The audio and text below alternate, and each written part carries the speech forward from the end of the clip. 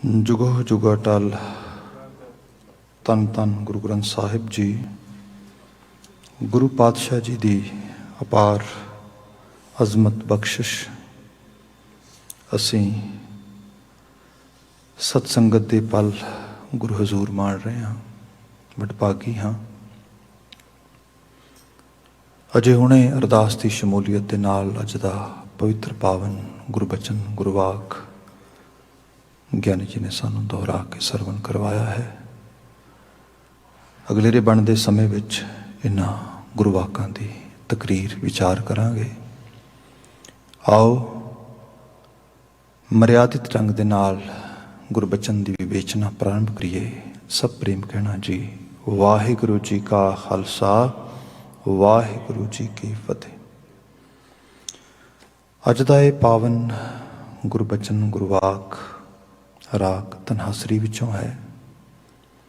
महला पंजवां। गुरु अर्जन पातशाह नानक जोत दा पंजवां जामा पंजवें जानशीन इन्हां बचनां नूं उचार रहे ने। शब्द दो बंदां दा है। विचार की आगाज़ हमेशा की तरह मुख सुनेहे तो मुराद रहाओ दे पते तो कर रहे हैं।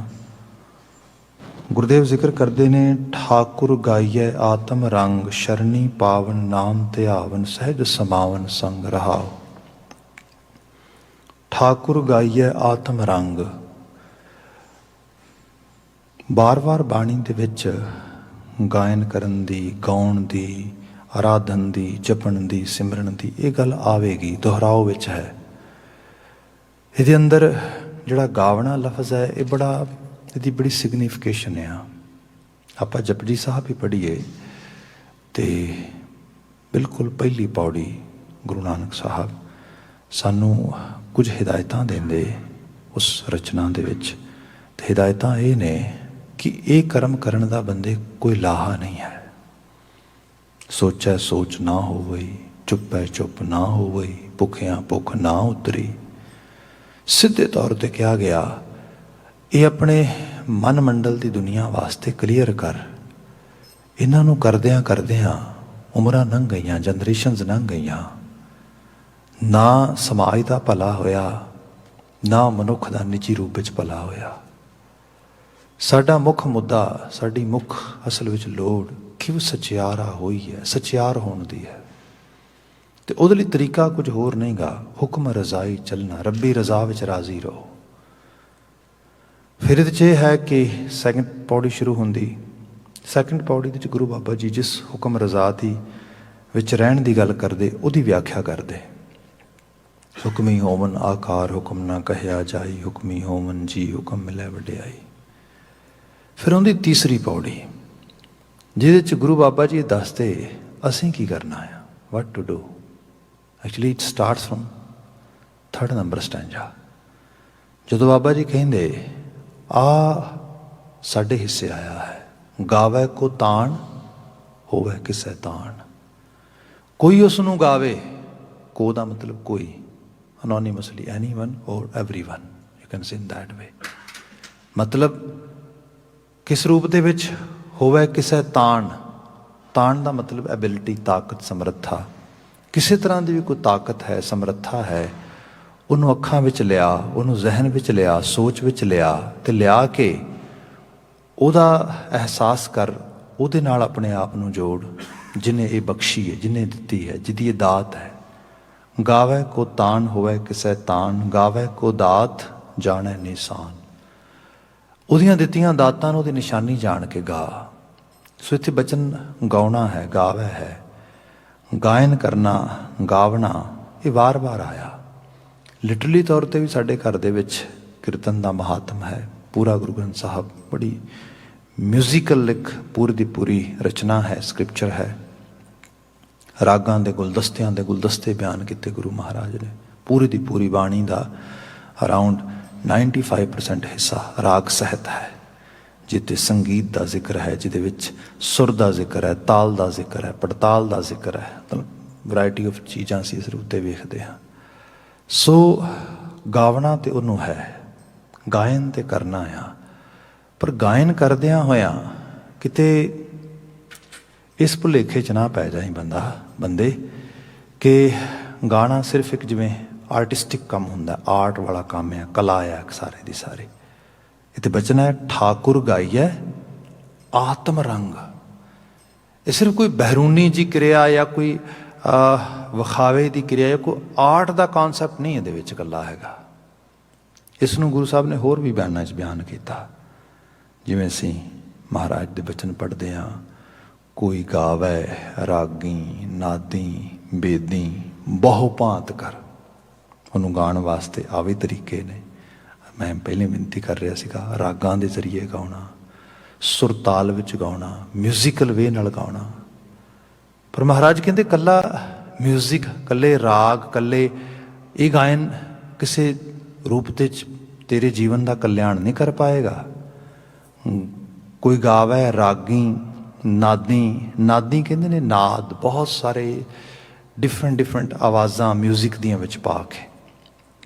दुनिया दियां बहुत सारिया प्रेयर्स ने जिन्हां च बड़ा म्यूजिक वजाया जाता है, तो ये मनुखी मन को प्रभावित बहुत करता है। सो इस करके सोचा गया कि शायद ये बंदे की इबादत, बंदे की भगती, बंदगी पूरी हो जाती है। सब ने क्या ना, कोई गावै रागी नादी बेदी। बेदी का मतलब है फिलोसफिकली, जिवें आपां बात कर रहे हैं, बड़ा विचारां नूं सोफिस्टिकेटेड वे दे नाल, बड़े तवाजन दे नाल, बड़े प्रभावशाली ढंग दे नाल बंदा गलबात समझदा है, करदा है। इस रूप दे बहुत फिलोसफिकल लैवल ते किसी चीज़ नूं एक्सप्लेन करना, अंडरस्टैंड करन दी एफर्ट पाउणी। बाबा जी कहते ये भी गाउणा साक्षात नहीं हो सकता अंटिल कोई गावै रागी नादी बेदी। तो होर बहुत भांत कर, बहुत सारे होर तरीके भी हो सकते हैं, पर इन्हां दे नाल जरूरी नहीं कि तेरा गावना सफल हो जाएगा। महाराज ऐसा क्यों कह रहे हो? तो साहब का अगला वचन है, जिन्ना अंतर कपट विकार है तिना रोए क्या कीजै। भला हकीकी रूप में बात यह होंदी है, जदों बंदे की कोई पेश ना जाए तो बंदा कहता भी चलो आप हुण रो देने, रोया तो गल पूरी हो जाती, चलो हुण तो बंदा रो ही पिया, हुण तो काम निबड़िया। तो गुरु महाराज ने बयान किया, तू ना तू वावें बस बहुत घिणावण है, ना तू वावें बस वेद पढ़ावण है, ना तू वावें बस तीर्थ नहाई है, ना तू वावें बस धरती धाई है, ना तू वावें बस बहुत सियाणप है, ना तू वावें बस बहुता दान दे। बंदे एहसास तो कर सारे का सारा, वो हस्ती जिहड़ी है ही सैभंग स्वयंभू सुते सिद्ध प्रकाशित सैल्फ इल्यूमिनेटेड, वो हस्ती जिहड़ी अगम अगाध आ, जिहड़ा तेरा असला भी है तो तेरे रूप नूं उही शेप दे रही, उही मान रही, उही चला रही, पर तेरी सोच सुरत जिहड़ी है उस तो टुटी हुई है। तो उद तक पहुँचाने वास्ते जरिए तो है सारे, पर इन्हां सारे जरिया दे विच जिहड़ा एक्चुअल लैवल ते पॉइंट मिस ना हो जाए, वह है ठाकुर गाइए आत्म रंग। हुण जो आत्म रंग आ, इनू इस तरह कह लीए कि बिल्कुल डीप लैवल ते रियलिटी नूं अंडरस्टैंड करदिआं होए, जे बंदा आत्म मंथन विच जाएगा, तो आत्म मंथन ते सीधे तौर पर बात यह है, जिवें अजे हुणे ज्ञानी जी हुक्मनामा पढ़न तो पहले मंगल पढ़ रहे थे, जो अक्सर असीं पढ़ते हैं भट्टां दा सवैया, कि हम अवगुण भरे एक गुण ना। आत्म मंथन है।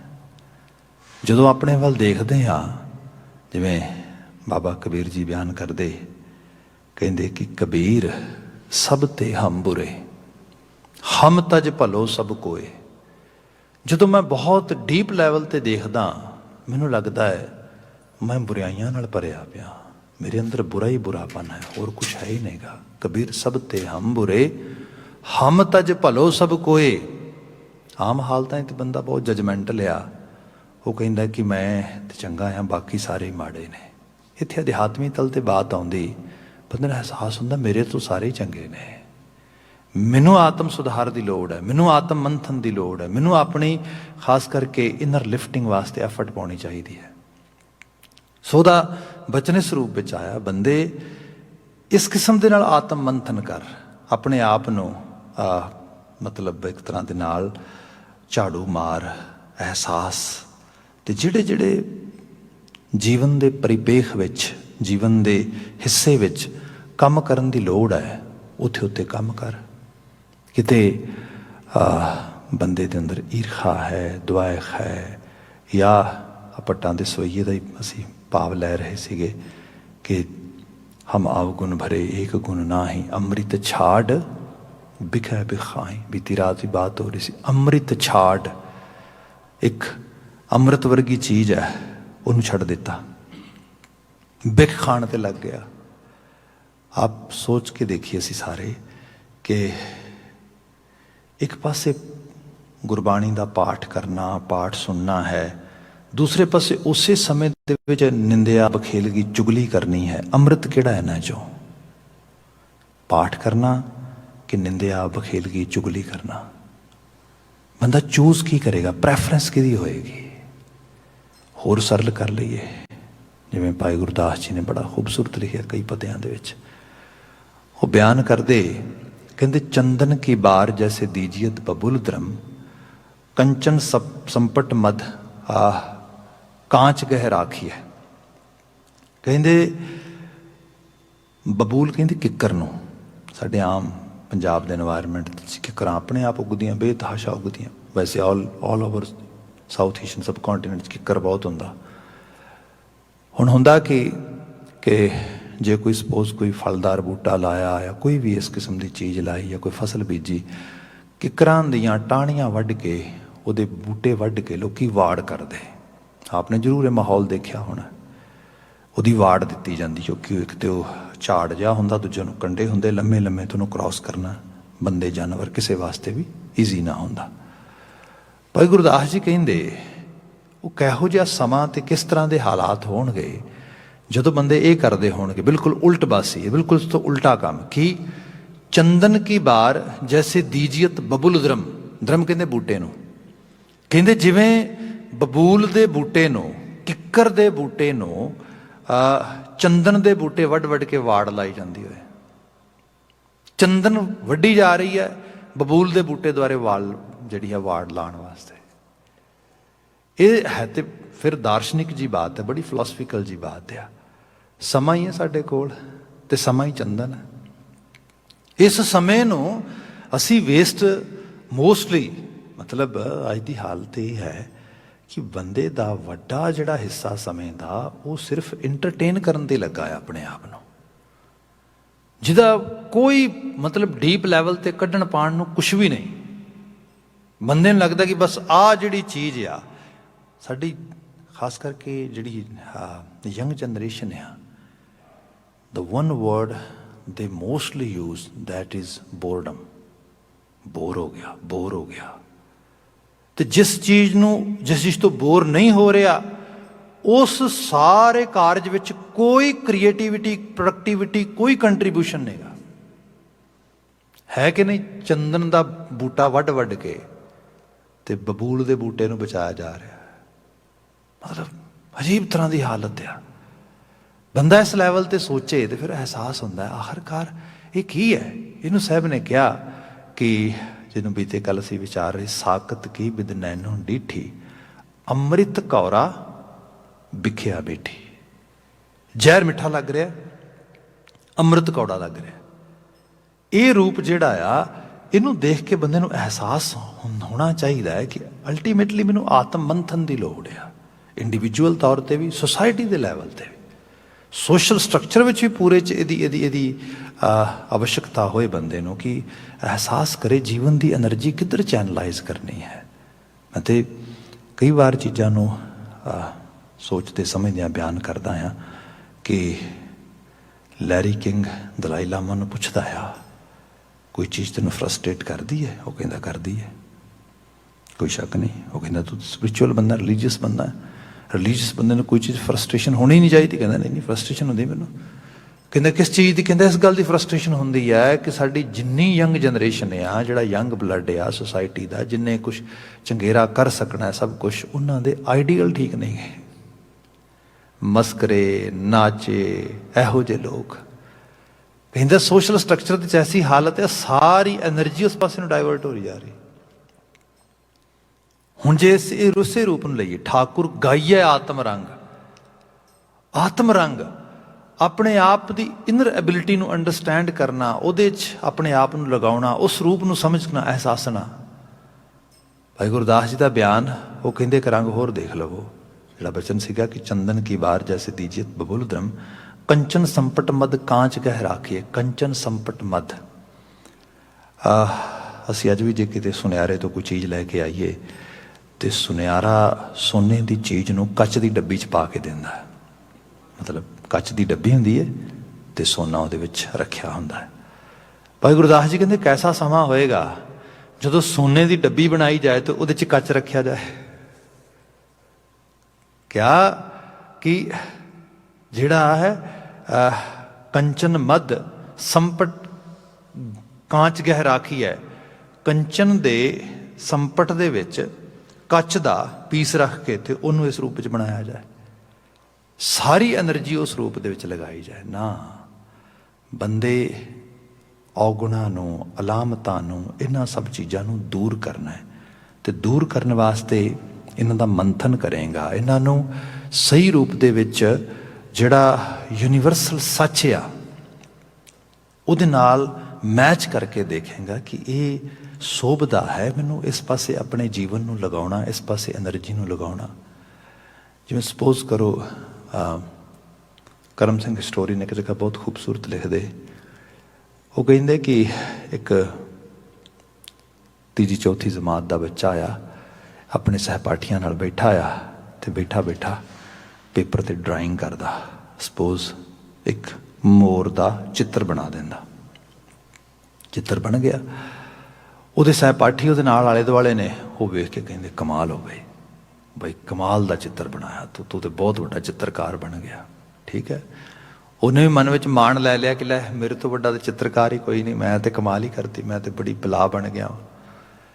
ਦੂਸਰੀ ਐਗਜ਼ਾਮਪਲ ਕਰਦੇ, ਉਹ ਕਹਿੰਦੇ ਕੋਈ ਬੀਬੀ ਹੈ, ਪੁਰਾਣੇ ਸਮੇਂ ਮਾਈਆਂ ਹੱਥਾਂ ਦੇ ਨਾਲ ਘਰਾਂ ਦੇ ਵਿੱਚ ਮਿੱਟੀ ਲਿਪਦੀਆਂ ਸੀਗੀਆਂ, ਮਕਾਨ ਵਗੈਰਾ ਬਣਾਉਂਦੀਆਂ ਸੀਗੀਆਂ, ਉਹਨਾਂ ਨੂੰ ਰੰਗ ਢੰਗ ਆਪ ਕਰਦੀਆਂ ਸੀਗੀਆਂ। ਵਕਤ ਬਦਲਣ ਦੇ ਨਾਲ ਬ੍ਰਿਕ ਆ ਗਈ, ਕੰਕਰੀਟ ਆ ਗਈ, ਸਟੋਨਸ ਆ ਗਏ, ਡਿਫਰੈਂਟ ਮਟੀਰੀਅਲ ਆ ਗਿਆ, ਤਾਂ ਸਭ ਚੀਜ਼ਾਂ ਜਿਹੜੀਆਂ ਚਲੀਆਂ ਗਈਆਂ। ਹਾਲਾਂਕਿ ਹੁਣ ਜਿਵੇਂ ਜਿਵੇਂ ਬੜੀ ਡੀਪ ਲੈਵਲ 'ਤੇ ਸਟੱਡੀਜ਼ ਹੋ ਰਹੀਆਂ ਨੇ ਫਿਜ਼ੀਕਲ ਹੈਲਥ ਵਿੱਚ, ਮੈਂਟਲ ਹੈਲਥ ਵਿੱਚ, ਤੇ ਪਤਾ ਲੱਗ ਰਿਹਾ ਹੈ ਬੰਦੇ ਦੇ ਹੱਥ ਮਿੱਟੀ ਦੇ ਵਿੱਚ ਰਹਿਣ ਦੇ ਨਾਲ ਬੰਦਾ ਹੈਲਥੀ ਰਹਿੰਦਾ, ਕਿਉਂਕਿ ਇਹ ਵੀ ਮਿੱਟੀ ਹੈ ਤੇ ਉਹ ਵੀ ਮਿੱਟੀ ਹੈ। ਜਿੰਨਾ ਮਿੱਟੀ ਦੇ ਨੇੜੇ ਰਹਿਣਗੇ ਹੱਥ ਪੈਰ ਸਾਰੇ, ਮਤਲਬ ਈਵਨ ਕੁਝ ਖਾਸ ਕਿਸਮ ਦੀਆਂ ਥੈਰੇਪੀਜ਼ ਦੇ ਵਿੱਚ ਮਿੱਟੀ ਮਲੀ ਜਾਂਦੀ ਹੈ, ਮਿੱਟੀ ਦੇ ਲੇਪਨ ਹੁੰਦੇ ਨੇ। ਤੇ ਜਿੱਥੇ ਸਾਰਾ ਕੁਝ ਹੋ ਰਿਹਾ ਸੀਗਾ ਐਕਚੁਅਲ ਲੈਵਲ ਤੇ ਬੰਦੇ ਨੇ ਬਹੁਤ ਜ਼ਿਆਦਾ ਆਪਣੀ ਜ਼ਿੰਦਗੀ ਨੂੰ ਕੰਫਰਟ ਦੇਣ ਵਾਸਤੇ, ਸੁਖਾਲਾ ਕਰਨ ਵਾਸਤੇ ਜਿਹੜੀਆਂ ਚੀਜ਼ਾਂ ਬਹੁਤ ਸਪੀਡ ਨਾਲ ਡਿਵੈਲਪ ਕੀਤੀਆਂ, ਉਹਨਾਂ 'ਚੋਂ ਸਾਈਡ ਇਫੈਕਟ ਦਾ ਨੁਕਸਾਨ ਜ਼ਿਆਦਾ ਨਿਕਲੇ ਫਾਇਦੇ ਹੋਣ ਦੀ ਬਜਾਏ। ਸੋ ਇਹੋ ਜਿਹੀਆਂ ਚੀਜ਼ਾਂ ਬਾਰੇ ਵੀ ਹੁਣ ਸੈਂਸ ਹੋ ਰਹੀ ਹੈ ਕਿ ਭਾਈ ਇਹ ਚੀਜ਼ਾਂ ਕੀਤੀਆਂ ਜਾਣ। ਮੈਂ ਤਾਂ ਲਿਟਰਲੀ ਤੌਰ 'ਤੇ ਯੂਰਪ ਦੇ ਵਿੱਚ ਕੁਝ ਮੈਂਟਲ ਹੈਲਥ ਸੈਂਟਰਸ ਦੀ ਚੀਜ਼ਾਂ ਦੇਖੀਆਂ ਕਿ ਜਿਵੇਂ ਬੱਚੇ ਮਿੱਟੀ ਦੇ ਖਿਡੌਣੇ ਨਹੀਂ ਸੀ ਬਣਾਉਂਦੇ ਹੁੰਦੇ, ਆਪ ਨੂੰ ਸ਼ਾਇਦ ਪਤਾ ਹੋਏਗਾ, ਅਤੇ ਉਹ ਉਸ ਤਰੀਕੇ ਨਾਲ ਮਿੱਟੀ ਦੇ ਗੋਗੇ ਬਣਾ ਰਹੇ ਨੇ, ਬੈਠੇ ਉਹ ਸਾਰਾ ਕੁਛ ਕਰ ਰਹੇ ਨੇ। ਅਤੇ ਇਹ ਨਹੀਂ ਕੋਈ 5-4 ਮਿੰਟ, ਘੰਟਿਆਂ ਦੇ ਘੰਟੇ ਬਣਾ ਰਹੇ ਨੇ। ਉਹ ਕਹਿੰਦੇ ਅਸੀਂ ਪੂਰੇ ਟਾਈਮ ਦੇ 'ਚੋਂ 8 ਘੰਟੇ ਇਹਨਾਂ ਦੇ ਜਿਹੜੇ ਨੇ ਇਸ ਪਾਸੇ ਨੂੰ ਜਿਹੜਾ ਹੈਗਾ ਡਾਈਵਰਟ ਕੀਤੇ ਨੇ, ਜਿਹਦੇ ਨਾਲ ਇਹਨਾਂ ਦੇ ਨਹੁੰ ਅਤੇ ਇਹਨਾਂ ਦੇ ਹੱਥ ਜਿਹੜੇ ਨੇ ਉਹ ਮਿੱਟੀ ਵਿੱਚ ਰਹਿਣ। ਸੋ ਇਸ ਕਿਸਮ ਦੀ ਇਹ ਚੀਜ਼ਾਂ ਜਿਹੜੀਆਂ ਹੁਣ ਹੌਲੀ ਹੌਲੀ ਕਰਕੇ ਦੁਬਾਰਾ ਫਿਰ ਲੋਕ ਅਹਿਸਾਸ ਰਹੇ ਨੇ, ਖਾਸ ਕਰਕੇ ਉਹ ਸਮਾਜ ਦਾ ਹਿੱਸਾ ਜਿਹਨੂੰ ਇਹਦੇ ਬਾਬਤ ਸਾਇੰਟੀਫਿਕਲੀ ਰਿਸਰਚ ਕਰਦਿਆਂ ਕਰਦਿਆਂ ਪਤਾ ਲੱਗਾ ਕਿ ਜਾਂ ਕਿੰਨੀਆਂ ਜ਼ਰੂਰੀ ਸੀਗੀਆਂ। ਖੈਰ, ਜਿਹੜੀ ਬੇਨਤੀ ਕਰ ਰਿਹਾ ਸੀਗਾ, ਮੋਰ ਦਾ ਚਿੱਤਰ ਬਣਾਇਆ ਬੱਚੇ ਨੇ, ਸਹਿਪਾਠੀਆਂ ਨੇ ਕਿਹਾ ਬਹੁਤ ਵਧੀਆ, ਚਿੱਤਰਕਾਰ ਬਣ ਗਿਆ ਤੂੰ। ਮਾਈ ਹੈ, ਉਸਨੇ ਆਪਣੀ ਘਰ ਦੀ ਦੀਵਾਰ ਜਾਂ ਕੋਈ ਉਹਨੂੰ ਰੰਗ ਲੇਪਨ ਕਰਦਿਆਂ ਹੋਇਆ ਉੱਥੇ ਇੱਕ ਮੋਰ ਦਾ ਚਿੱਤਰ ਬਣਾਤਾ। ਆਂਢ ਗੁਆਂਢ ਦੀਆਂ 2-3 ਮਾਈਆਂ ਆਈਆਂ, ਉਹਨਾਂ ਆ ਕੇ ਦੇਖਿਆ, ਕਮਾਲ ਹੈ, ਤੂੰ ਤੇ ਮਤਲਬ ਵਾਕਿਆ 'ਚ ਤੇਰੇ ਵਰਗਾ ਤਾਂ ਕੋਈ ਚਿੱਤਰ ਬਣਾ ਹੀ ਨਹੀਂ ਸਕਦਾ। ਹੁਣ ਉਹ ਵੀ ਬੜੀ ਵੱਡੀ ਚਿੱਤਰਕਾਰ ਬਣ ਗਈ। ਸਰਦਾਰ ਸਾਹਿਬ ਲਿਖਦੇ, ਕਹਿੰਦੇ ਸੋਚ ਕੇ ਦੇਖੋ ਅਸਲ 'ਚ ਦੋਨੋਂ ਚਿੱਤਰਕਾਰ ਹੈਗੇ ਨੇ। ਪਤਾ ਤੇ ਤਾਂ ਲੱਗੇਗਾ ਜਦੋਂ ਕਿਤੇ ਯੂਨੀਵਰਸਲ ਸਾਈਡ ਤੇ ਜੇ ਕੋਈ ਐਗਜ਼ੀਬਿਸ਼ਨ ਹੋ ਰਹੀ ਹੈ, ਜੇ ਕਿਤੇ ਇਹੋ ਜਿਹੀ ਚੀਜ਼ ਹੋ ਜਿੱਥੇ ਕੋਈ ਜਿਹਨਾਂ ਨੂੰ ਪਤਾ ਆ ਚਿੱਤਰਕਾਰੀ ਬਾਰੇ, ਉਹਨਾਂ ਦੇ ਮੁਕਾਬਲੇ ਉਹਨੂੰ ਖੜਾ ਕਰੋਗੇ ਤੇ ਜਦੋਂ ਉੱਥੇ ਖੜਾ ਕਰੋਗੇ ਤੇ ਪਤਾ ਲੱਗੇਗਾ ਇਹ ਤੇ ਨੇੜੇ ਤੇੜੇ ਵੀ ਨਹੀਂ ਹੈ। ਜਿਨ੍ਹਾਂ ਨੇ ਠਾਕੁਰ ਗਾਈਆ ਆਤਮ ਰੰਗ ਨੂੰ ਸਮਝਿਆ ਨਾ, ਉਹਨਾਂ ਤੋਂ ਸ਼ਬਦ ਪੜ੍ਹਦੇ ਹੋ, ਗੁਰੂ ਸਾਹਿਬ ਦੀ ਬਾਣੀ 'ਚ ਸ਼ਬਦ ਆਉਂਦਾ ਹੈਗਾ ਕੁਚੱਜੀ, ਸੁਚੱਜੀ ਤੇ ਗੁਣਵੰਤੀ। ਉਹ 'ਚ ਗੁਰੂ ਸਾਹਿਬ ਸ਼ੁਰੂਆਤ ਇੱਥੋਂ ਕਰਦੇ, ਮੰਝ ਕੁਚੱਜੀ ਅਮਾਵਨ ਡੋਸੜੇ ਹੋਂ ਕਿਉਂ ਸ਼ੋ ਰਾਵਣ ਜਾਉ ਜੀਓ, ਇੱਕ ਦੂ ਇੱਕ ਚੜੰਦੀਆਂ ਕੌਣ ਜਾਣਾ ਮੇਰਾ ਨਾਉ ਜੀਓ। ਮੰਝ ਕੁਚੱਜੀ, ਕਿਆ ਜਦੋਂ ਮੈਂ ਆਪਣੇ ਵੱਲ ਦੇਖਦਾ ਆ ਮੇਰੇ ਤੋਂ ਕੁਚੱਜਾ ਮੈਨੂੰ ਕੋਈ ਦਿਸਦਾ ਹੀ ਨਹੀਂਗਾ ਹੋਰ ਕੋਈ। ਮੰਝ ਕੁਚੱਜੀ, ਗੁਰੂ ਸਾਹਿਬ ਆਪਣੇ ਤੇ ਬਾਤ ਟੁਕਾ ਰਹੇ, ਸਾਨੂੰ ਸਮਝਾ ਰਹੇ। ਮੰਝ ਕੁਚੱਜੀ ਤੇ ਕੁਚੱਜ ਵੀ ਕੈਸਾ, ਅਮਾਵਨ ਡੋਸੜੇ। ਅਮਾਵਨ ਡੋਸੜੇ ਪੋਠੋਹਾਰੀ ਦਾ ਸ਼ਬਦ ਹੈ, ਲਫ਼ਜ਼ ਹੈ ਦੋਸ਼ ਜਾਂ ਦੋਸ਼ੜੇ, ਜਿਹਨੂੰ ਕਹਿ ਲਓ ਦੋਸ਼ ਲਾਉਣਾ ਕਿਸੇ ਤੇ ਜਾਂ ਦੋਸ਼ ਹੋਣਾ ਕਿਸੇ ਦੇ ਵਿੱਚ। ਕਿਆ ਮੇਰੇ ਅੰਦਰ ਜਿਹੜੇ ਦੋਸ਼ ਨੇ ਨਾ, ਜਿਹੜੇ ਮੇਰੀਆਂ ਕਮੀਆਂ ਨੇ, ਮੰਝ ਕੁਚੱਜੀ ਅਮਾਵਨ ਡੋਸੜੇ, ਮੇਰੇ ਦੋਸ਼ ਮੇਰੇ ਡੋਸੜੇ ਜਿਹੜੇ ਨੇ ਉਹ ਮੇਰੇ ਅੰਦਰ ਅਮਾ ਨਹੀਂ ਸਕਦੇ।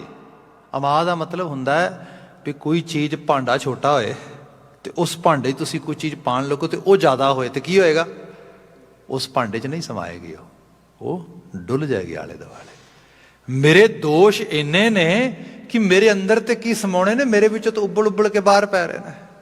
ਮੈਂ ਤੇ ਚਾਰ ਛਪੇਰੇ ਦੋਸ਼ ਡੋਲ ਰਿਹਾ, ਉੱਤੇ ਮੈਂ ਵੰਡ ਰਿਹਾ ਚਾਰ ਛਪੇਰੇ। ਮੇਰੀ ਹਾਲਤ ਇਹ ਹੈ, ਮੰਝ ਕੁਚੱਜੀ ਅਮਾਵਨ ਡੋਸੜੇ ਹੋਂ ਕਿਉਂ ਸ਼ਹੁ ਰਾਵਣ ਜਾਉ ਜੀਓ, ਮੇਰਾ ਸ਼ਹੁ ਨਾਲ ਰਵਣ ਕਿਵੇਂ ਹੋਏਗਾ। ਉੱਥੇ ਤੇ ਮੈਂ ਦੇਖਿਆ ਇੱਕ ਦੂ ਇੱਕ ਚੜ੍ਹੰਦੀਆਂ, ਉੱਥੇ ਤੇ ਇੱਕ ਤੋਂ ਇੱਕ ਚੜ੍ਹਦੇ ਤੋਂ ਚੜ੍ਹਦੀਆਂ ਰੂਹਾਂ ਪੁੱਗਦੀਆਂ ਨੇ ਜਾ ਕੇ, ਤੇ ਮੈਂ ਕੌਣ ਜਾਣਾ ਮੇਰਾ ਨਾਮ ਜੀਓ, ਮੇਰਾ ਤਾਂ ਕਿਸੇ ਨਾਮ ਹੀ ਨਹੀਂ ਲੈਣਾ ਉੱਥੇ। ਇਹ ਹੈ ਆਤਮ ਰੰਗ।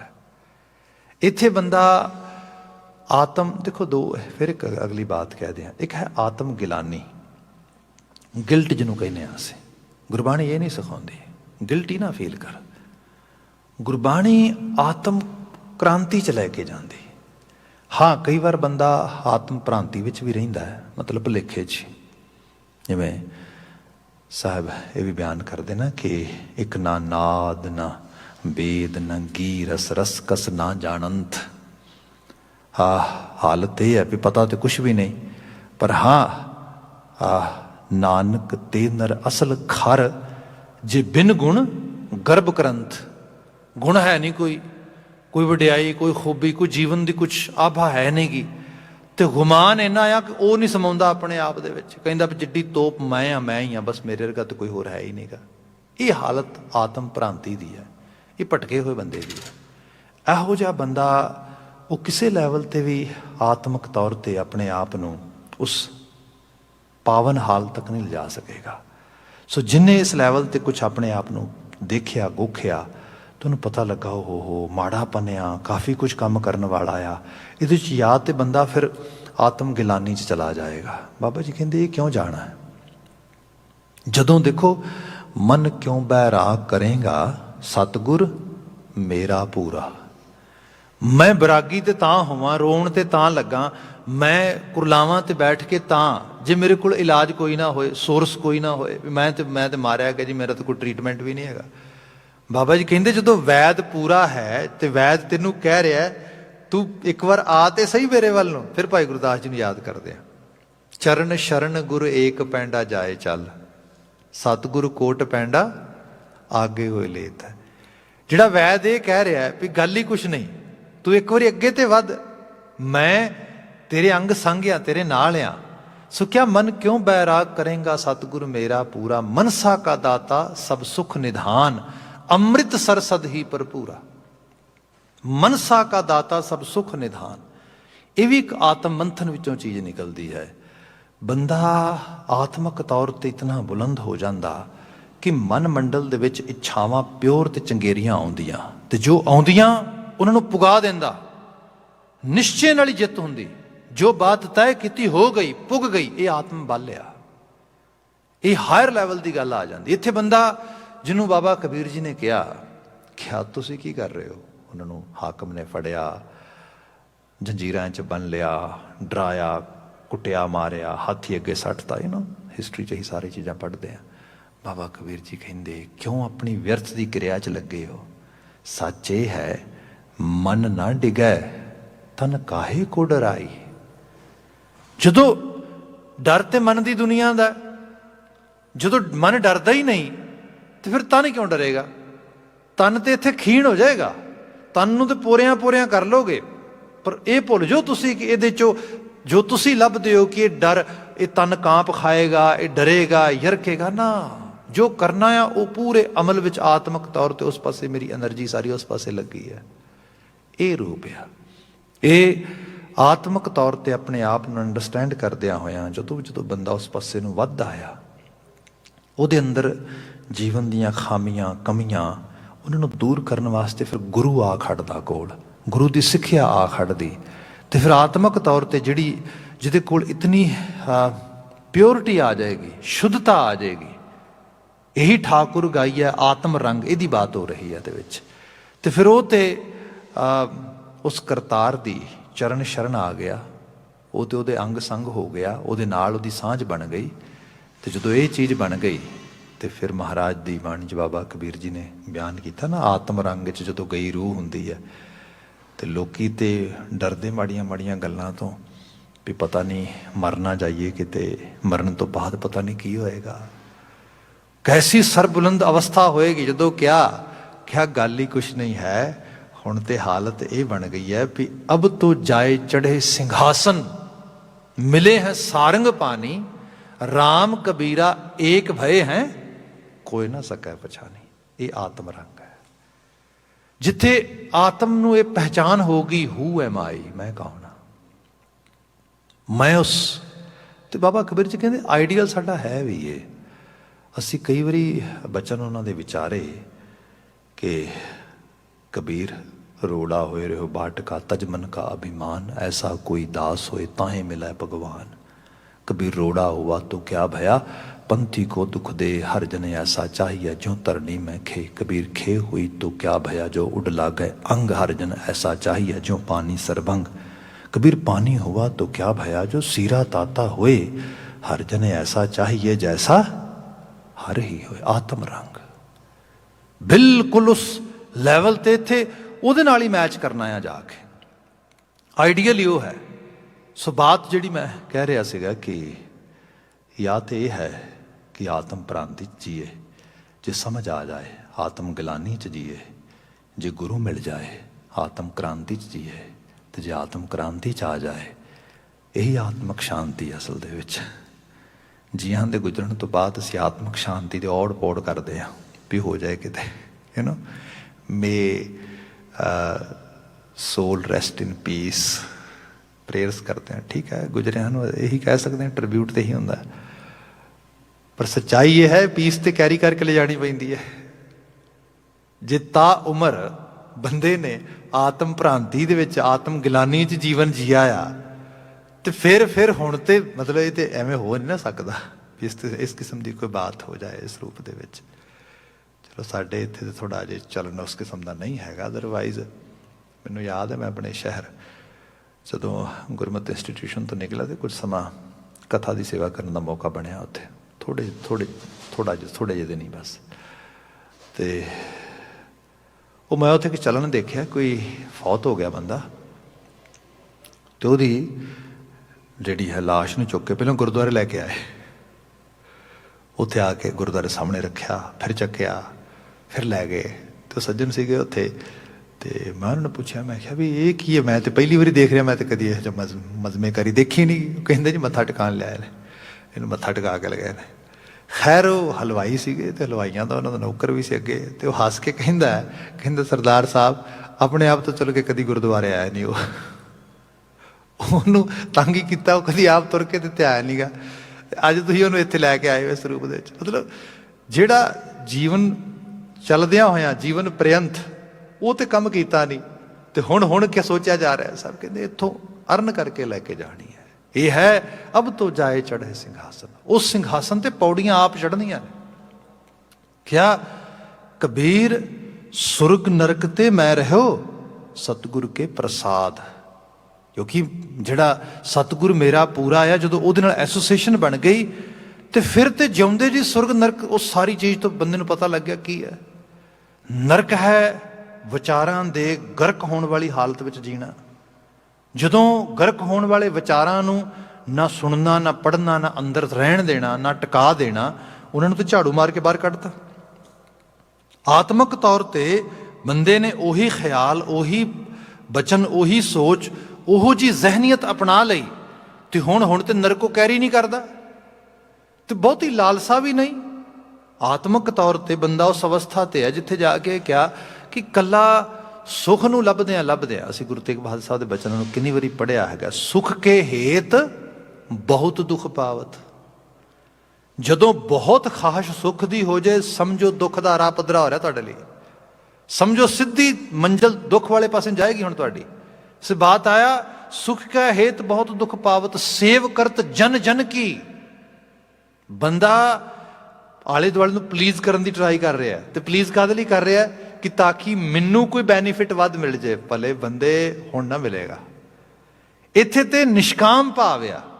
ਇੱਥੇ ਤੇ ਕਿਹਾ ਗਿਆ ਸੇਵਾ ਕਰਤ ਹੋਏ ਨਹੀਂ ਕਾਮੀ ਤਿਸ ਕੋ ਹੋਤ ਪ੍ਰਾਪਤ ਸੁਆਮੀ। ਇੱਥੇ ਤਾਂ ਆ ਸੁਆਮੀ ਦੀ ਬਰਕਤ। ਪਰ ਜਿੱਥੇ ਬੰਦੇ 'ਚ ਸਵਾਰਥ, ਲਾਲਚ ਤੇ ਇਹ ਸਭ ਚੀਜ਼ਾਂ ਆਤਮਿਕ ਤੌਰ ਤੇ ਆਪਣੇ ਆਪ ਨੂੰ ਅਵੇਅਰ ਕਰਕੇ ਬੰਦਾ ਅਪਣਾ ਸਕਦਾ ਹੈ। ਸੋ ਇਸ ਕਿਸਮ ਦੇ ਆਤਮ ਗਾਇਨ ਦੀ ਗੱਲ ਬਾਣੀ ਕਰਦੀ ਹੈ।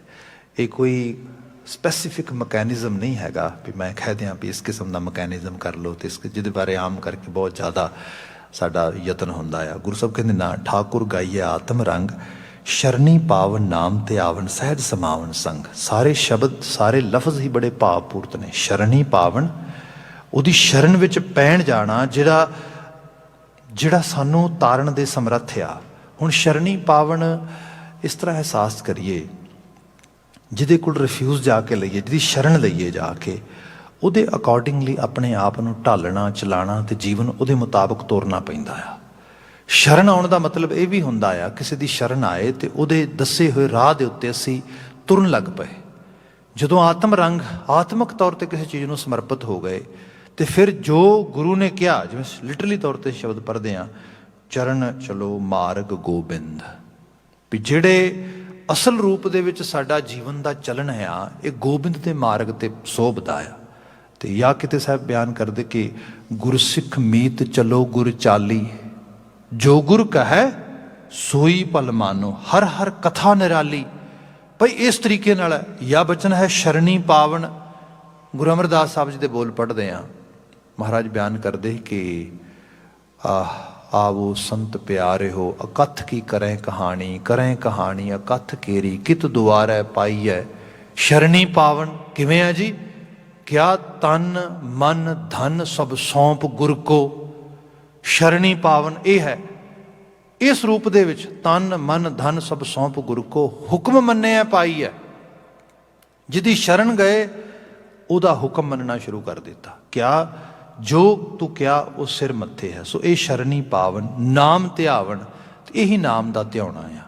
ਹੋਰ ਇਸ ਤੋਂ ਬਿਨਾਂ ਨਾਮ ਦਾ ਧਿਆਉਣਾ ਕਿਸੇ ਖਾਸ ਕਿਰਿਆ, ਕਿਸੇ ਖਾਸ ਪ੍ਰਕਿਰਿਆ ਵਿੱਚ ਪਾ ਕੇ ਨਹੀਂ, ਬਲਕਿ ਜੀਵਨ ਨੂੰ ਕਿਸੇ ਹਾਇਰ ਅਥਾਰਟੀ ਨੂੰ ਸਮਰਪਿਤ ਕਰਕੇ ਉਸ ਵਿਚਾਰਧਾਰ ਨੂੰ ਅਡਾਪਟ ਕਰਨਾ ਆ। ਸਹਿਜ ਸਮਾਵਨ ਸੰਗ, ਸਹਿਜ ਸਮਾਵਨ ਸੰਗ ਗੁਰਮਤਿ ਗਾੜੀ ਰਾਹ ਸਹਿਜ ਯੋਗ ਦਾ ਰਾਹ ਹੈ। ਫਿਰ ਸਹਿਜ ਸਮਾਵਨ, ਗ੍ਰੈਜੂਅਲੀ ਉਸ ਪਾਸੇ ਨੂੰ ਮੂਵ ਕਰਦਿਆਂ ਬੰਦਾ ਆਪਣੇ ਆਪ ਇੱਕ ਦਿਨ ਜਿਹਦੀਆਂ ਬਾਤਾਂ ਅਸੀਂ ਪਾ ਰਹੇ ਸੀ ਕਿ ਬਾਬਾ ਕਬੀਰ ਸਰੀਕੀਆਂ ਰੂਹਾਂ ਦੇ ਬਚਨਾਂ ਦੇ ਵਿੱਚ ਕਿ ਜਿਹੜੀਆਂ ਇੱਕ ਦੋ ਇੱਕ ਚੜ੍ਹਦੀਆਂ, ਜਿਨ੍ਹਾਂ ਦੀ ਇੰਨੀ ਚੜ੍ਹਾਈ ਹੋਈ ਆਤਮਿਕ ਤੌਰ ਤੇ, ਉਹਨਾਂ ਦਾ ਸਾਨੂੰ ਸਾਥ ਮਿਲੇਗਾ। ਅਸੀਂ ਸਹਿਜ ਸਮਾਵਨ ਸੰਗ, ਅਸੀਂ ਉਹਨਾਂ ਦੇ ਜਿਹੜਾ ਹੈਗਾ ਰਾਹ ਦੇ ਉੱਤੇ ਤੁਰ ਕੇ ਉੱਥੋਂ ਤੱਕ ਪਹੁੰਚ ਪਾਵਾਂਗੇ। ਤੇ ਇਹ ਸਾਰੀ ਕਿਰਿਆ, ਇਹ ਸਾਰਾ ਜੋ ਕਰਮ ਆ, ਇਹ ਕਾਵੜਸ ਲੋਕ ਨਹੀਂ ਕਰ ਸਕਦੇ। ਜਿਹੜੇ ਲੋਕ ਬਹੁਤ ਅੰਦਰ ਤੋਂ ਕਮਜ਼ੋਰ ਨੇ, ਜਿਨ੍ਹਾਂ ਦੇ ਅੰਦਰ ਬੰਦੇ ਤੋਂ ਦੀ ਕਮਜ਼ੋਰੀ ਦੀ ਹਾਲਤ ਤੇ ਇਹ ਹੈ, ਜਿਵੇਂ ਮੈਂ ਬੇਨਤੀ ਕਰ ਰਿਹਾ ਸੀਗਾ ਕਿ ਬੰਦਾ ਵੈਸੇ ਬੜੀਆਂ ਸ਼ਿਕਾਇਤਾਂ ਕਰਦਾ ਹੈ, ਲੈ ਮੇਰੇ ਕੋਈ ਆਖੇ ਨਹੀਂ ਲੱਗਦਾ, ਮੇਰੇ ਆਖੇ ਲੱਗਣ ਨਾ ਤੇ ਮੈਂ ਤੇ ਆਹ ਕੰਮ ਕਰਦੇ ਹਾਂ, ਆਹ ਕੰਮ ਕਰਦੇ ਹਾਂ। ਭਲੇ ਬੰਦੇ, ਮਨ ਹੀ ਨਹੀਂ ਆਖੇ ਲੱਗਦਾ ਤੇਰਾ, ਤੂੰ ਕਿਸੇ ਨੂੰ ਕੀ ਆਖੇ ਲੱਗਣ ਜਾ ਰਿਹਾ। ਜਿੱਥੇ ਬੰਦੇ ਤੋਂ ਆਪਣੇ ਅੰਦਰ ਦਾ ਕ੍ਰੋਧ ਨਹੀਂ ਹਰਾਇਆ ਜਾ ਰਿਹਾ, ਹੰਕਾਰ ਨਹੀਂ ਹਰਾਇਆ ਜਾ ਰਿਹਾ, ਵਾਸ਼ਨਾ ਨਹੀਂ ਹਰਾਈ ਜਾ ਰਹੀ, ਤ੍ਰਿਸ਼ਨਾ, ਈਰਖਾ, ਦੁਆਖ, ਚਲੋ ਹੋਰ ਤੇ ਬਾਤ ਛੱਡੋ, ਬੰਦੇ ਦੀ ਜਿਹੜਾ ਲੇਜ਼ੀਨੈਸ ਆ, ਬੰਦੇ ਦੇ ਅੰਦਰ ਦਲਿੱਦਰ ਜਿਹੜਾ ਆ, ਉਹੀ ਨਹੀਂ ਹਰਾਇਆ ਜਾ ਰਿਹਾ ਬੰਦੇ ਤੋਂ। ਬੰਦਾ ਕਹਿੰਦਾ ਲੈ ਮੈਂ ਤੇ ਬੜੀ ਤੋਪ ਆ, ਮੈਂ ਤੇ ਕਿਸੇ ਨੂੰ ਗੱਲ ਨਹੀਂ ਕਰਨ ਦਿੰਦਾ। ਮਤਲਬ ਇੱਕ ਪਲ ਦੇ ਚ ਬਾਹਾਂ ਦੀਆਂ ਸਲੀਵਸ ਚੜ੍ਹ ਜਾਂਦੀਆਂ ਤੇ ਬੰਦਾ ਕਹਿੰਦਾ ਵੀ ਹੁਣ ਪਤਾ ਲੱਗਿਆ ਮੈਂ ਕਿੱਡਾ ਤਗੜਾ। ਬਾਬਾ ਜੀ ਕਹਿੰਦੇ ਸੂਰਮੇ ਹੋਣ ਦਾ ਮਤਲਬ ਸਮਝ। ਸੂਰਮਾ ਉਹ ਨਹੀਂ ਗਾ ਜਿਹੜਾ ਕਿਸੇ ਦੇ ਗਲ ਜਾ ਕੇ ਪੈ ਜੇ, ਵਾਰ ਮਾੜੀ ਮਾੜੀ ਗੱਲ ਦੇ ਉੱਤੇ ਆਪੇ ਤੋਂ ਬਾਹਰ ਆ ਜਾਏ, ਬਲਕਿ ਜਾਂ ਕੋ ਹਰ ਰੰਗ ਲਾਗੋ ਇਸ ਯੁੱਗ ਮੈਂ ਸੋ ਕਹੀਅਤ ਹੈ ਸੂਰਾ। ਜਿਹਨੂੰ ਹਰੀ ਦਾ ਰੰਗ ਲੱਗ ਗਿਆ, ਕਿਤੇ ਕਰਤਾਰੀ ਭਾਵ ਦੇ ਅੰਦਰ, ਕਰਤਾਰੀ ਡਰ ਪੈ, ਨਿਰਮਲ ਡਰ ਪੈ ਦੇ ਅੰਦਰ ਰਹਿਣ ਦੀ ਜਾਚ ਆ ਗਈ, ਉਹ ਅਸਲ ਵਿੱਚ ਸੂਰਮਾ ਆ। ਉਸਨੇ ਆਪਣੇ ਅੰਦਰ ਦੀਆਂ ਸਾਰੀਆਂ ਕਮਜ਼ੋਰੀਆਂ, ਵਕਾਰਾਂ ਨੂੰ ਪਛਾੜਿਆ ਤੇ ਆਪਣੇ ਆਪ ਨੂੰ ਉਸ ਜਗ੍ਹਾ ਤੇ ਲਿਆਂਦਾ ਜਿੱਥੇ ਅਕਾਲ ਪੁਰਖ ਵਾਹਿਗੁਰੂ ਉਹਦੇ ਭੈ ਭਾਵ ਦੇ ਵਿੱਚ ਰਹਿਣ ਦੀ ਜਾਚ ਆ ਗਈ। ਜਾਂ ਕੋ ਹਰ ਰੰਗ ਲਾਗੋ ਇਸ ਯੁੱਗ ਮੈਂ ਸੋ ਕਹੀਅਤ ਹੈ ਸੂਰਾ। ਫਿਰ ਅਗਲਾ ਬਚਨ ਫਿਰ ਦੁਹਰਾ ਕੇ ਕਿਹਾ, ਆਤਮ ਜਿਣੈ ਸਗਲ ਵਸਤਾਂ ਕੈ। ਆਤਮ ਜਿਣੈ, ਭਗਤ ਕਬੀਰ ਜੀ ਦਾ ਇੱਕ ਸ਼ਬਦ ਆਪਨੇ ਜ਼ਰੂਰ ਸੁਣਿਆ ਹੋਣਾ ਹੈ, ਮ੍ਰਿਤਕ ਦੇ ਦੀਵਾਨਾਂ 'ਚ ਅਕਸਰ ਪੜ੍ਹਿਆ ਜਾਂਦਾ ਹੈ,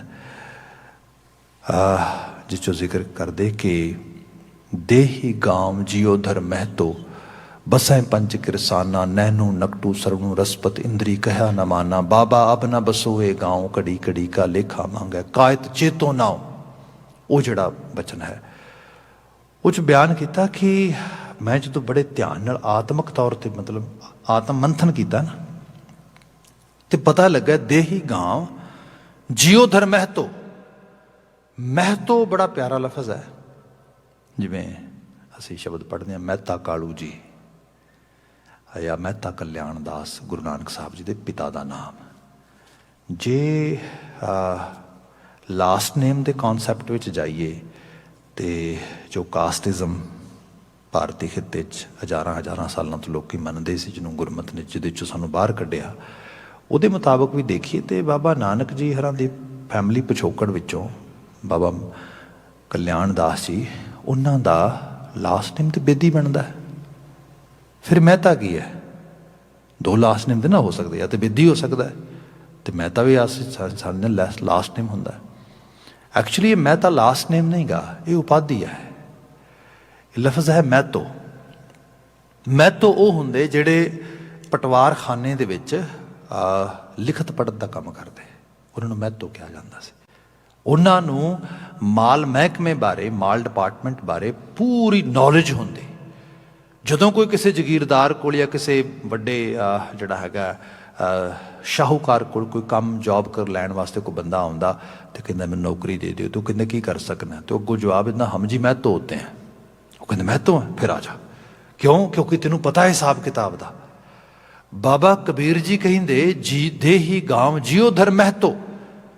ਜਦੋਂ ਮੇਰੇ ਜਿੰਦ ਨੇ, ਮੇਰੀ ਆਤਮਾ ਨੇ ਮਹਿਤੋ ਹਿਸਾਬ ਕਿਤਾਬੀ ਹੋ ਕੇ ਜਦੋਂ ਲੇਖਾ ਜੋਖਾ ਪੜਤਾਲ ਕੀਤੀ ਨਾ ਇਸ ਪਿੰਡ ਦੀ, ਦੇਹੀ ਗਾਂਵ ਦੀ, ਉਹ ਪਤਾ ਲੱਗਾ ਓ ਹੋ ਆਪਣਾ ਤੇ ਪਿੰਡ ਹੀ ਉਜੜ ਗਿਆ ਸਾਰਾ। ਆਪਣੇ ਤੇ ਪੱਲੇ ਰਿਹਾ ਹੀ ਕੁਛ ਨਹੀਂ, ਆਪਾਂ ਤੇ ਘਾਟੇ 'ਚ ਹੀ ਪੈ ਗਏ ਸਾਰਾ। ਕਹਿੰਦੇ ਦੇਹੀ ਗਾਂਵ ਜਿਉ ਧਰ ਮਹਿਤੋ, ਤੇ ਪਤਾ ਲੱਗਾ ਬਸੈ ਪੰਚ ਕਿਰਸਾਨਾ। ਇਸ ਦੇਹੀ ਦੇ ਵਿੱਚ 5 ਮੁਜਾਰੇ ਰਹਿੰਦੇ ਨੇ, 5 ਕਿਰਸਾਨ ਆ ਕੇ ਬੈਠ ਗਏ ਜਿਹਨਾਂ ਕਬਜ਼ਾ ਕਰ ਲਿਆ ਕਾਮ ਕ੍ਰੋਧ ਲੋਭ ਮੋਹ ਹੰਕਾਰ। ਕੀਤਾ ਕੀ ਉਹਨਾਂ ਨੇ ਕਿਹੜੇ ਏਰੀਏ ਇਸ ਨਗਰ ਦੇ ਜਿਹੜੇ ਨੇ ਆਕੂਪਾਈ ਕਰ ਲਏ ਜਾਂ ਜਿਨ੍ਹਾਂ ਦੇ ਉੱਤੇ ਆਪਣਾ ਕਬਜ਼ਾ ਕਰ ਲਿਆ? ਉਹਨੇ ਨੈਨੂ ਨਕਟੂ ਸਰਵਣੂ ਰਸਪਤ ਇੰਦਰੀ ਕਹਿਆ ਨਾ ਮਾਨਾ। ਉਹ ਮੇਰੇ ਨੈਣਾ 'ਚ ਆ ਕੇ ਬੈਠ ਗਏ। ਹੁਣ ਆਪ ਅਹਿਸਾਸ ਕਰੋ, ਸ਼ਬਦ ਹੈ ਇੱਥੇ ਆਤਮ ਜਿਣੈ ਸਗਲ ਵਸਤਾਂਕ ਹੈ। ਬੰਦਾ ਕਹਿੰਦਾ ਆਤਮ ਤੌਰ ਤੇ ਮੈਂ ਜੇਤੂ ਹੋ ਜਾ, ਆਤਮ ਜਿਣੈ। ਆਤਮ ਤੇ ਤਾਂ ਜਿਣੇਗਾ ਜੋ ਕੁਝ ਕੋਲ ਆ ਪਹਿਲਾਂ ਉਹਨੂੰ ਜਿਣ ਲੈ। ਅੱਖਾਂ ਨੇ ਟੀਵੀ ਦੇਖਣਾ ਹੋਏ ਤੇ ਬਿਲਕੁਲ ਕੋਈ ਦਿੱਕਤ ਨਹੀਂ ਹੈ। ਟੀਵੀ ਦੇ ਵਿੱਚ ਵੀ ਕਥਾ ਵੀ ਵੱਡੀ ਸੰਗਤ, ਵੱਡਾ ਹਿੱਸਾ ਸਾਡਾ ਸੰਗਤ ਦਾ ਟੀਵੀ ਸੁਣਦਾ, ਮੈਂ ਉਹਦੀ ਬਾਤ ਨਹੀਂ ਕਰਦਾ। ਜੇ ਕੋਈ ਵੈਸੇ ਕੋਈ ਹੋਰ ਕੋਈ ਚਲਚਿੱਤਰ ਵਗੈਰਾ ਦੇਖਣਾ ਹੋਏ ਕੁਛ ਰੂਪ ਦੇ 'ਚ, ਫਿਰ ਕੋਈ ਦਿੱਕਤ ਨਹੀਂ। ਫਿਰ ਅੱਖਾਂ ਐਨ ਬਿਲਕੁਲ 9/9 ਨੇ। ਇਹਨਾਂ ਅੱਖਾਂ ਨੂੰ ਕਹੋ ਵੀ ਚਲੋ ਹੁਣ ਤੂੰ ਇੱਕ ਕੰਮ ਕਰ, ਗੁਟਕਾ ਫੜ ਤੇ ਕੋਈ 20 ਮਿੰਟ ਬੈਠ ਕੇ ਪਾਠ ਕਰ। ਹਕੀਕਤ ਹੈ ਅੱਖਾਂ ਕਹਿਣਗੀਆਂ ਟਾਇਰਡ ਹੋ ਗਈਆਂ। No, we can not do it. ਨੈਨੂ ਮੇਰੇ ਹੀ ਨੈਨੂ ਨੇ, ਪਰ ਮੇਰੇ ਆਖੇ ਨਹੀਂ ਲੱਗਦੇ। ਇਨ ਬਿਨ ਨਕਟੂ, ਇਨ ਬਿਨ ਸਰਵਣੋ, ਇਨ ਬਿਨ ਰਸਪਤ। ਇੰਦਰੀ, ਇਹਨਾਂ ਕਹਿਆ ਹੀ ਨਹੀਂ ਮੰਨਿਆ। ਇਹ ਸਾਰੇ ਰੂਪ ਦੇ ਵਿੱਚ ਇਹ ਹੈ, ਇਹਨਾਂ ਨੂੰ ਜਿਣਨਾ, ਇਹਨਾਂ ਤੇ ਗ੍ਰਿਪ ਕਰਨਾ, ਇਹਨਾਂ ਨੂੰ ਆਪਣੇ ਉਸ ਲੈਵਲ ਤੇ ਸਹੀ ਪਾਸੇ ਇਸ એનર્ਜੀ ਨੂੰ ਲਗਾ ਸਕਣਾ। ਇਸ ਕਰਕੇ ਸਾਹਿਬ ਬਿਆਨ ਕਰਦੇ, ਆਤਮ ਜਿਣੈ ਸਗਲ ਵਸਤਾਂ ਕੈ, ਪਰ ਹੋਏਗਾ ਤਾਂ ਜਾਂ ਕਾ ਸਤਿਗੁਰ ਪੂਰਾ, ਜਿਹਦਾ ਗਾਈਡ, ਜਿਹਦਾ ਮਾਸਟਰ, ਜਿਹਨੂੰ ਸਿੱਖਿਆ ਦੇਣ ਵਾਲਾ ਸੰਪੂਰਨ ਹੋਏਗਾ। ਸਤਿਗੁਰ ਪੂਰਾ, ਜਦੋਂ ਪੂਰਾ ਸਤਿਗੁਰੂ ਵਰਤੇਗਾ ਸਾਡੀ ਸੁਰਤ ਵਿੱਚ ਆ ਕੇ। ਬਿਲਕੁਲ ਅੰਤਲੀਆਂ ਲਾਈਨਾਂ ਨੇ ਇਹਦੀਆਂ, ਜਨ ਕੇ ਚਰਨ ਵਸੈ ਮੇਰੇ ਹੀਰੈ, ਸੰਗ ਪੁਨੀਤਾ ਦੇਹੀ। ਜਨ ਕੇ ਚਰਨ, ਜਨ ਉਹ ਨੇ ਜਿਨ੍ਹਾਂ ਨੇ ਇਸ ਤਰੀਕੇ ਨਾਲ ਆਤਮ ਜਿਣ ਲਿਆ ਹੈ। ਜਿਵੇਂ ਬਾਬਾ ਕਬੀਰ ਜੀ, ਭਗਤ ਫਰੀਦ ਜੀ, ਭਗਤ ਰਵਿਦਾਸ ਜੀ ਉਹਨਾਂ ਦੀ ਬਾਤ ਕਰ ਰਹੇ ਸੀ। ਉਹਨਾਂ ਦੇ ਚਰਨ ਕਿਤੇ ਹਿਰਦੇ 'ਚ ਵਸ ਜਾਣ, ਉਹਨਾਂ ਦੀ ਸੋਚ ਹਿਰਦੇ 'ਚ ਵਸ ਜਾਏ। ਸੰਗ ਪੁਨੀਤਾ ਦੇਹੀ, ਸਾਡੀ ਦੇਹੀ ਪੁਨੀਤ, ਜੀਵਨ ਪੁਨੀਤ ਹੋ ਜਾਏਗਾ। ਪਵਿੱਤਰ ਪਵਿੱਤਰ ਪਵਿੱਤਰ ਪੁਨੀਤ, ਜਦੋਂ 3 ਵਾਰੀ ਪਿਉਰੀਫਿਕੇਸ਼ਨ ਹੋ ਜਾਏ ਉਦੋਂ ਪੁਨੀਤ ਹਾਇਰ ਲੈਵਲ ਦੀ ਡਿਗਰੀ ਆ ਜਾਂਦੀ। ਸੋ ਦੀ ਬਾਤ ਕੀਤੀ ਗਈ, ਜਨ ਕੀ ਧੂਰ ਦੇਹੋ ਕਿਰਪਾ ਨਿਧ ਨਾਨਕ ਕਹਿ ਸੁਖ ਇਹੀ। ਹੇ ਨਾਨਕ ਅਰਦਾਸ ਕਰ, ਮੇਰੇ ਘਰ ਦਾ ਸੁਖ ਇਹੀ ਹੈ ਕਿ ਜਨ ਕੀ ਧੂਰ ਦੇਹੋ ਕਿਰਪਾ ਨਿਧ, ਮੈਨੂੰ ਉਹਨਾਂ ਦੀ ਧੂਰ ਦੇ ਜੋ ਤੇਰੇ ਰਾਹ ਦੇ ਰਾਹਗੀਰ ਨੇ, ਜੋ ਤੇਰੇ ਨਾਲ ਜੁੜੇ ਨੇ, ਜਿਨ੍ਹਾਂ ਦੀ ਸੁਰਤ ਵਿੱਚ ਮਾਲਕ ਤੂੰ ਆ ਵਸਿਆ ਹੈ। ਸਾਹਿਬ ਰਹਿਮਤ ਕਰਨ, ਮਿਹਰਾਮਤ ਕਰਨ ਇਹਨਾਂ ਆਲਮੀ ਅਲਾਹੀ ਅਗੰਮੀ ਵਾਕਿਆਂ 'ਚੋਂ ਸਾਨੂੰ ਚੰਗੇਰੀ ਪ੍ਰੇਰਨਾ ਮਿਲੇ। ਗੁਰਮਤ ਗਾੜੀ ਰਾਹ ਤੇ ਅਸੀਂ ਤਾਰ ਨਹੀਂ ਹੋ ਸਕੀਏ। ਇੰਨੀਆਂ ਕੁ ਬੇਨਤੀਆਂ ਨਾਲ ਹੀ ਖਿਮਾ, ਭੁੱਲਾਂ ਗਲਤੀਆਂ ਨਾ ਚਤਾਰਿਓ ਜੇ। ਆਪ ਸਮੂਹ ਸੰਗਤ ਨੇ ਸਭ ਪ੍ਰੇਮ ਸਰਵਣ ਕੀਤਾ, ਬੜਾ ਧੰਨਵਾਦ। ਇੱਥੇ ਸਮਾਪਤੀ ਕਰਦੇ ਹਾਂ। ਆਵਾਜ਼ ਦੇ ਕੇ ਕਹਿ ਦੇਣਾ ਜੀ, ਵਾਹਿਗੁਰੂ ਜੀ ਕਾ ਖਾਲਸਾ, ਵਾਹਿਗੁਰੂ ਜੀ ਕੀ ਫਤਿਹ।